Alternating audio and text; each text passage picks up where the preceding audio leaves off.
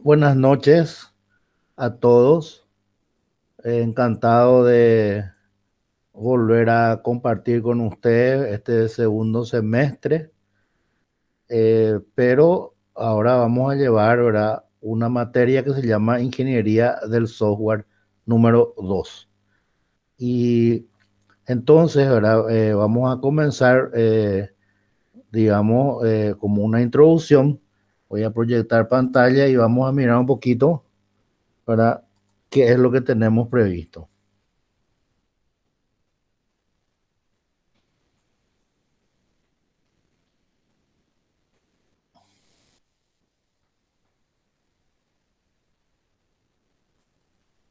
Muy bien, ¿verdad? Ingeniería del software. La ingeniería del software va a introducirse en la cuarta década de su existencia y sufre de muchos puntos fuertes y débiles. La ingeniería del software se va aproximando a su edad media, con muchos logros a sus espaldas, pero con un trabajo significativo todavía por hacer. Hoy en día está reconocida como una disciplina legítima, digna de tener una investigación seria, un estudio concienzudo y un grande y tumultuoso debate. Bueno, ¿por qué comenzamos con esta introducción? Porque hay algún sector, ¿verdad?, de gente ligada a la informática que de alguna manera quiere, digamos, hacer de menos el trabajo de un analista de sistemas, diciendo que, por ejemplo, ahora ya todas las cosas están automatizadas, que los analistas de sistemas y programadores vamos a en un momento quedarnos ya sin trabajo, ¿verdad? Y hablan ya de lenguaje, ¿verdad?, orientado a objetos, basado en inteligencia artificial y, y todo ese tipo de cosas. Bueno, en realidad eso es simplemente un mito, ¿verdad? Nosotros no nos vamos a quedar sin trabajo porque lo que va sucediendo es que a medida que avanza la tecnología, aparecen nuevas necesidades en el mercado. Por ejemplo, ¿verdad?, hoy en día está muy en boga trabajar, ¿verdad?, con Android para desarrollar aplicaciones que se van a utilizar normalmente en celulares. También, ¿verdad?, está muy en boga preparar aplicaciones, ¿verdad?, que se van a utilizar directamente a través de la web. Un ejemplo es, ¿verdad?, la mayoría de los bancos tienen su sitio web en donde uno crea su usuario, ¿verdad?, y crea también su password, ¿verdad? Y ellos le dan el PIN normalmente a uno y de esa manera uno puede acceder, ¿verdad?, a datos de su cuenta corriente, datos de su tarjeta de crédito y muchas otras cosas más, ¿verdad?, que normalmente se hacen en los bancos, ¿verdad? También un caso bien concreto que podemos mencionar es que se tuvo que crear una aplicación para que la gente pudiera inscribirse en el Ministerio de Salud para agendarse y luego ir a aplicarse la vacuna. Y toda esa información está disponible, ¿verdad?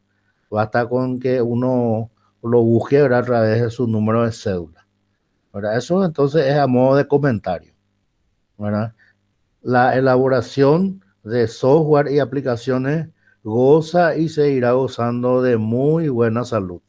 Por lo tanto, los analistas de sistemas y programadores vamos a estar siempre, ¿verdad?, digamos, en el frente, llevando adelante esas aplicaciones. Es imposible, ¿verdad?, que una máquina eh, haga toda la parte de programación. Ahora bien, ¿verdad?, sí hay herramientas de apoyo a la programación.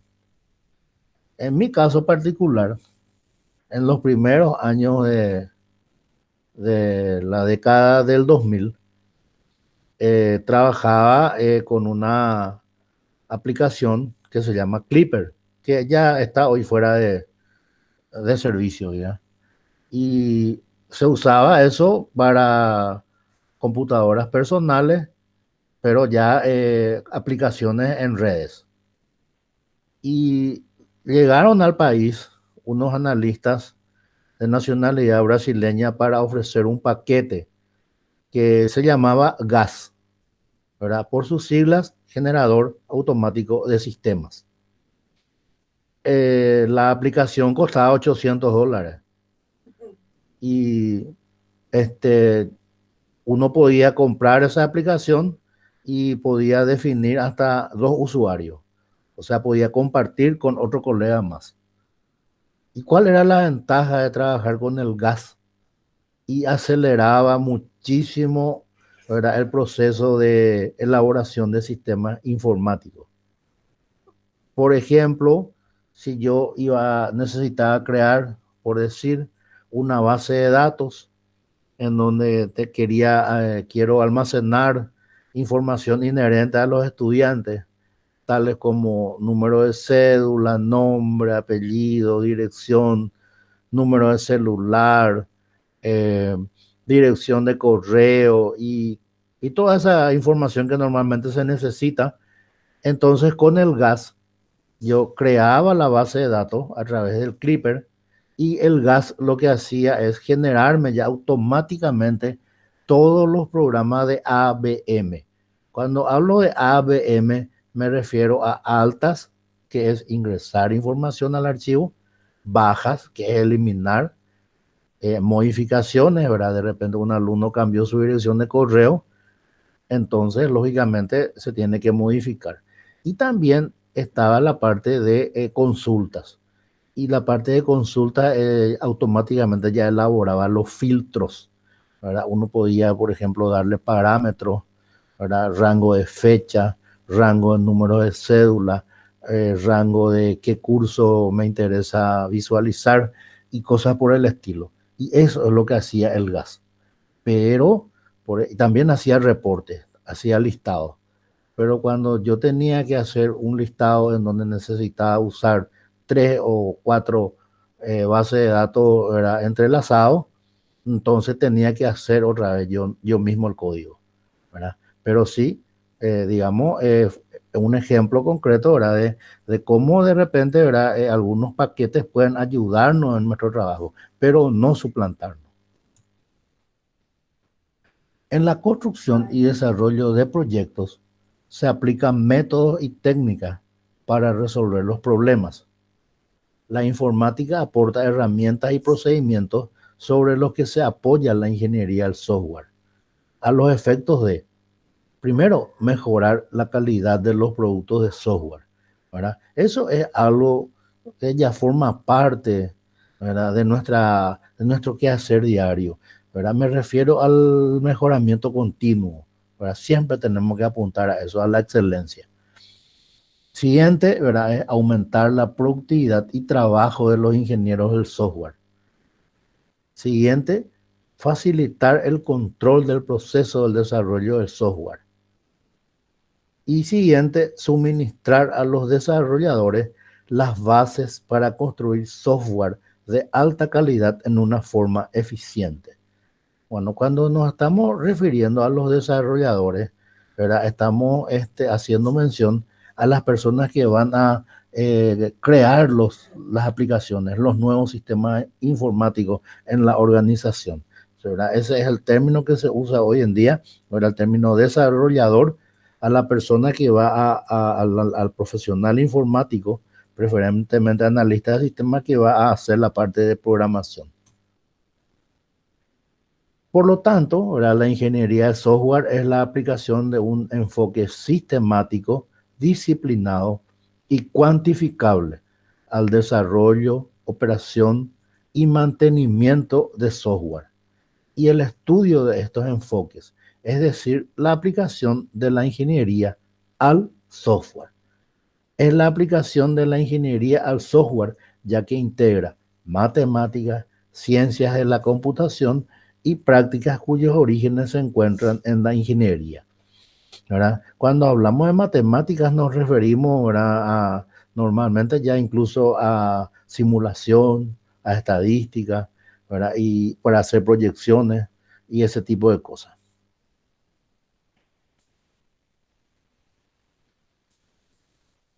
Y después, ¿verdad?, lo más importante, el recurso humano. Son todas aquellas personas que intervienen en la planificación de cualquier instancia del software, ¿verdad? El gestor, el ingeniero de software experimentado, etcétera. El número de personas requeridas para un proyecto de software solo puede ser determinado después de hacer una estimación del esfuerzo de desarrollo.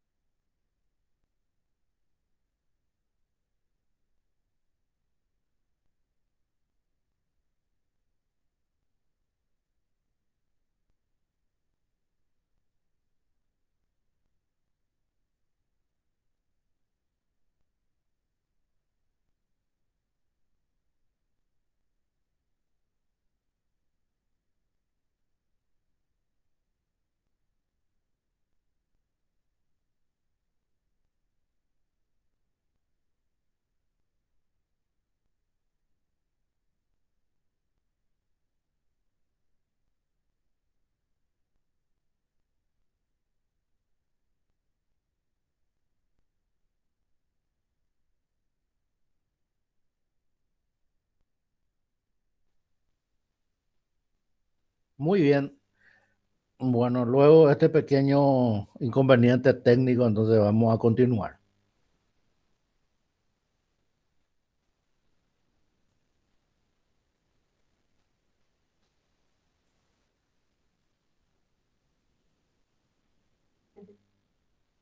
Muy bien. En cuanto a recursos, ¿verdad?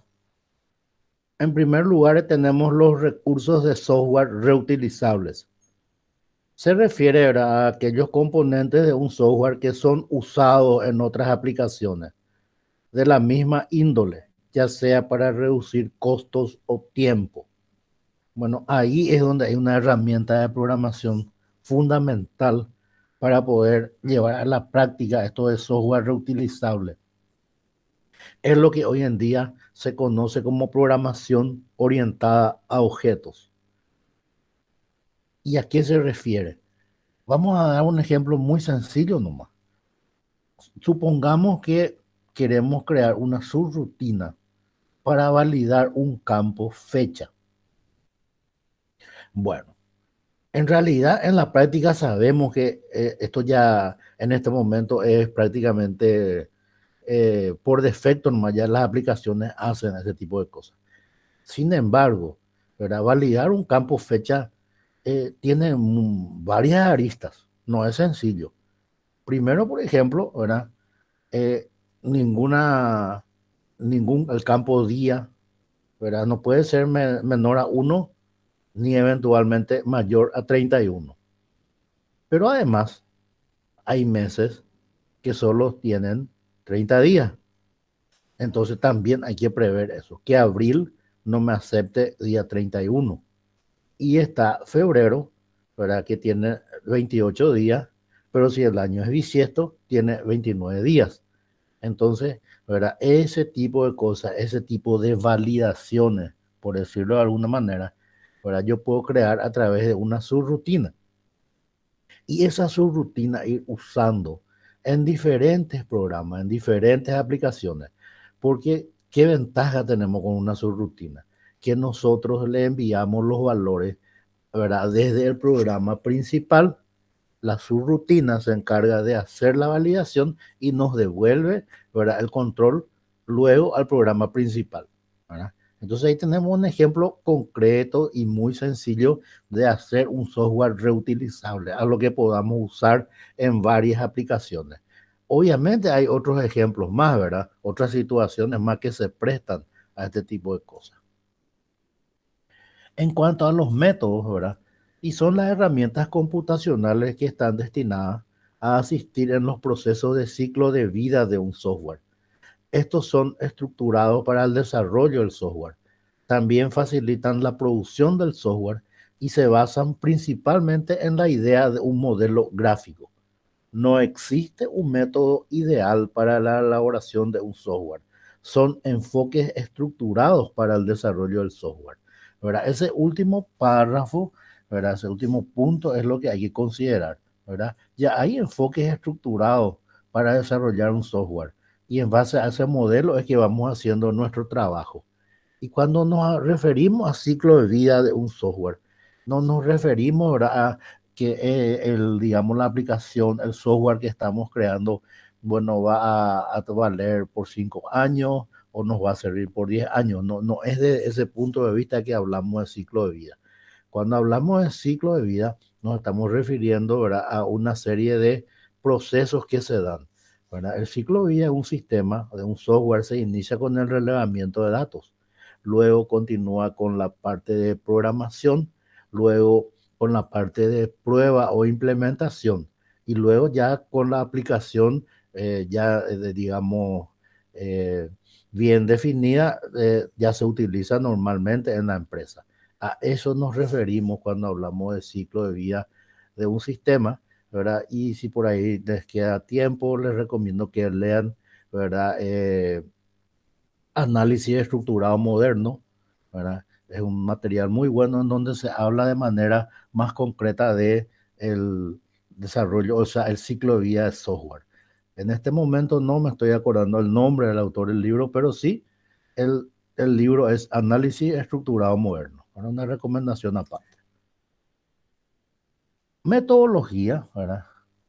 Un objetivo de décadas ha sido encontrar procesos y metodologías que sean sistemáticas, predecibles y repetibles, a fin de mejorar la productividad en el desarrollo y la calidad del producto software.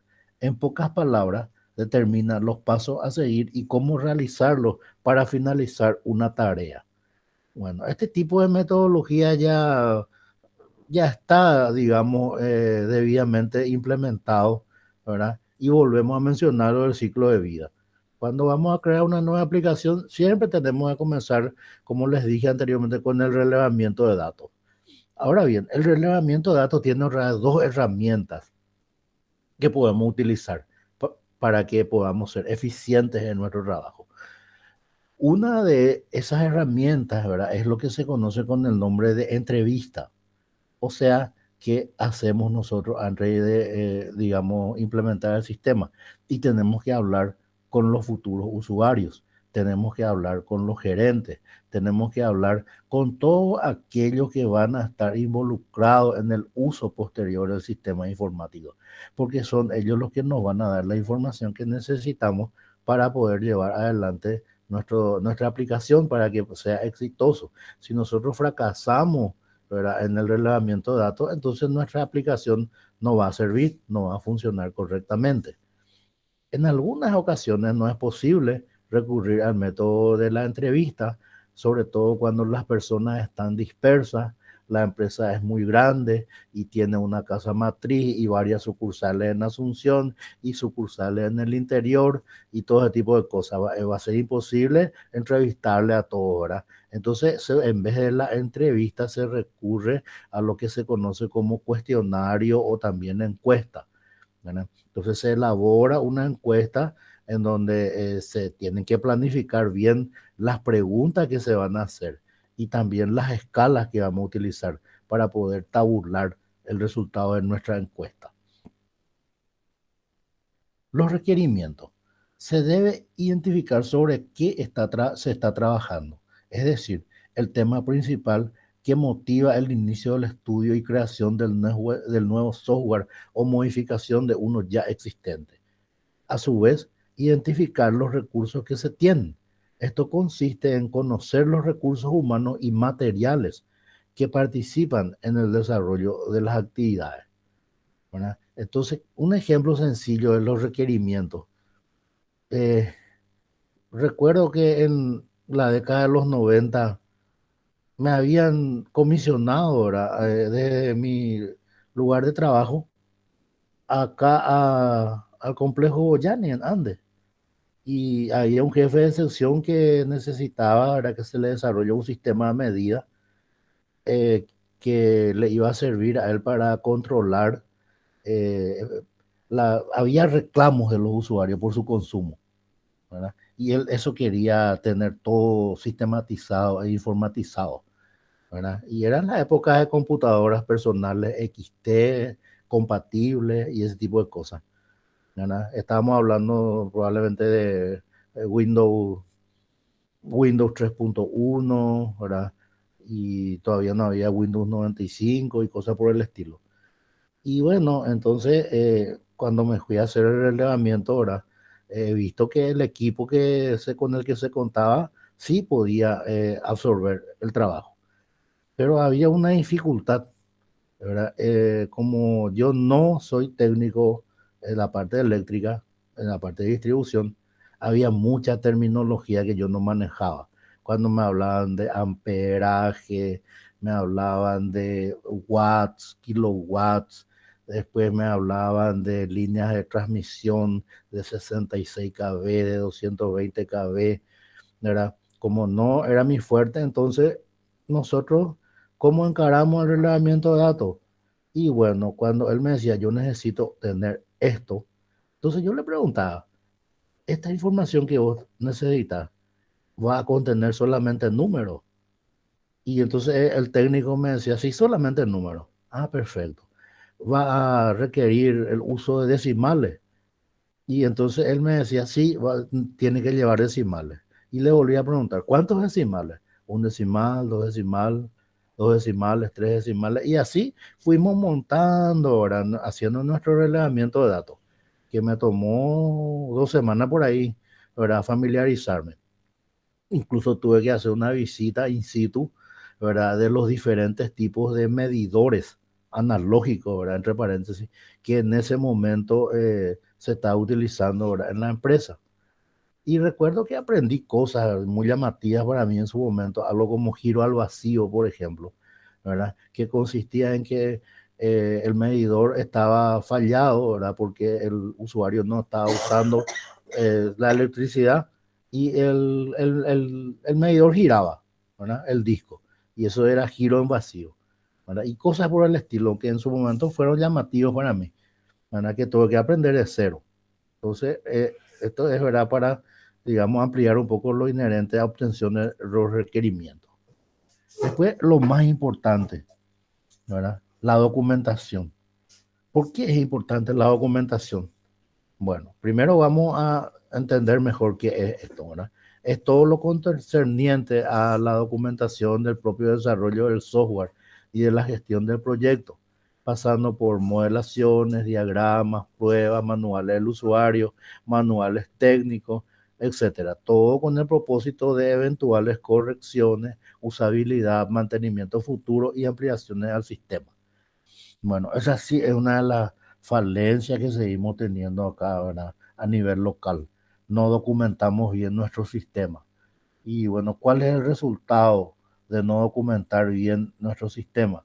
Bueno, si nosotros salimos, ¿verdad?, de la organización, si nos desvinculamos de la empresa y viene después otro colega, no va a entender ni atrás ni adelante lo que nosotros hicimos.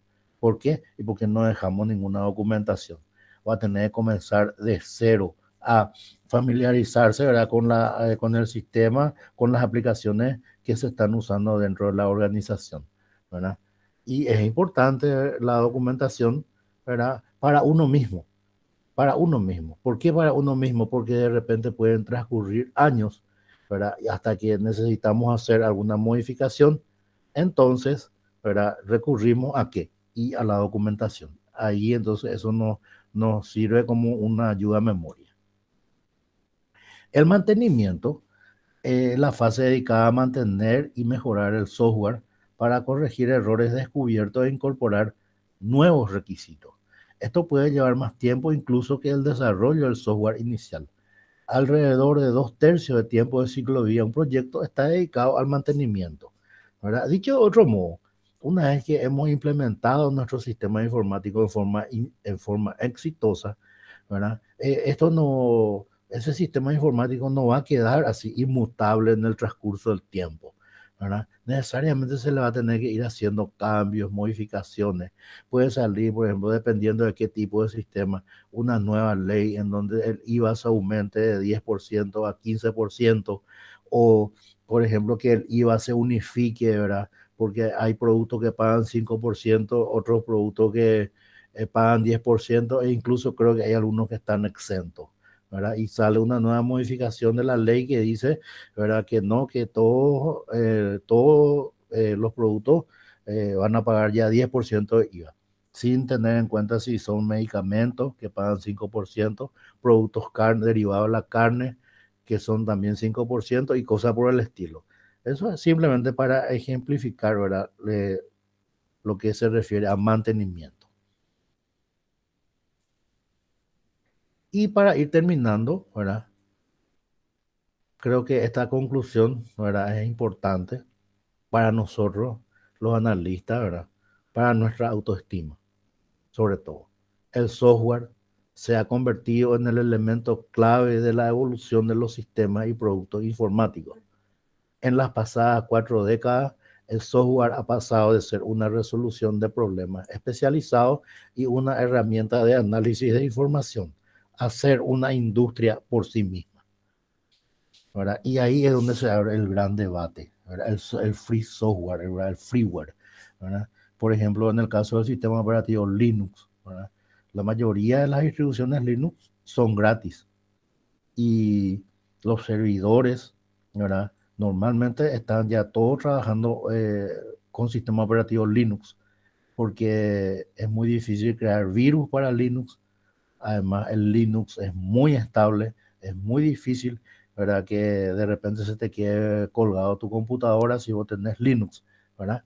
Y es un software libre. Pero yo nomás les digo, imagínense todo lo que uno trabaja para hacer una aplicación, ¿verdad? Y ahí es donde entra el debate. Ahora, si vos querés que lo que creaste sea utilizado por todo el mundo en forma gratuita, bueno, está bien, pero en la práctica es medio difícil de conseguir eso, ¿verdad? Sobre por lo que implica desarrollar una nueva aplicación. Todo el trabajo, ¿verdad?, que hacemos los analistas para poder, digamos, desarrollar un nuevo sistema informático. Bueno, ahora voy a volver a nuestra aula virtual y antes de continuar, ¿alguna duda, chicos? Sí, Ever, no te pude responder porque estaba proyectando mi material, ¿verdad? Eh, Ahora sí, este confirmo, es Jordan. Él es el padre del análisis estructurado moderno, ¿verdad? Exactamente, así mismo, sí, te confirmo. Eh, Análisis estructurado moderno, un comentario al margen, ¿verdad? Es una materia que yo había desarrollado en otra universidad, eh, digamos que entre el 2000 y 2010 más o menos, ¿verdad? Y bueno, eso sigue en boga, ¿verdad? No quedó desfasado el análisis estructurado. Bueno, entonces, ya me están respondiendo por el chat, de verdad que no hay ninguna pregunta y voy a volver a proyectar, ¿verdad? Algo que está en nuestra aula virtual y que tiene que ver ya con nuestra primera tarea, ¿verdad? Algo sencillo para calentar los motores. Un ratito.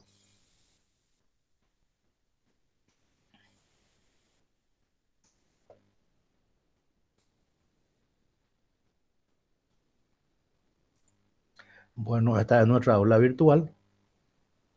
Ustedes lo ven así, ¿verdad? Porque entré con el rol de estudiante. Bueno, tenemos acá, voy a probar si está bien mi enlace.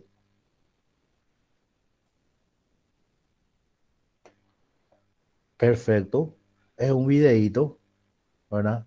De no mucho tiempo, a ver, 8 minutos, ¿verdad? Entonces, háganse un poquito de tiempo, miren un poquito el video de 8 minutos de duración. Y la tarea es, ¿verdad? Hacer un pequeño ensayo, ¿verdad?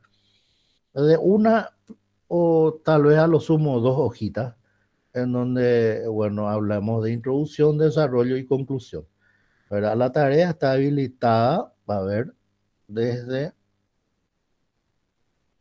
desde las 00 del día 7 de agosto hasta el día 13 de agosto del 2021, ¿verdad? Entonces, en eso consistiría el primer trabajo que estaríamos realizando, ¿sí? Después vamos a ir viendo los materiales que vamos a usar y todo ese tipo de cosas. Hay tiempo todavía para organizarnos mejor.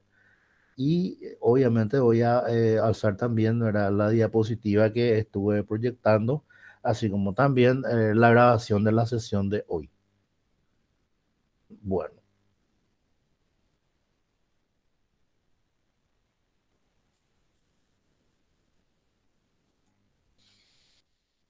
ahora vuelvo. Se me perdió el Meet, pero ya lo encontré. ¿Y alguna duda, chico, alguna consulta antes de levantar la sesión? Y bueno, profe, todo claro. Genial. No se olviden, entonces, chicos, vamos a tener clases los días viernes a partir de las 20 horas. Anoten ya eso en su agenda. ¿Está bien? Dale, profe, sí, sí. Perfecto. Y bueno, levantamos entonces la sesión, chicos, ¿les parece? Dale, profe. Ok, Chau, chau. feliz fin de semana. Cuídense.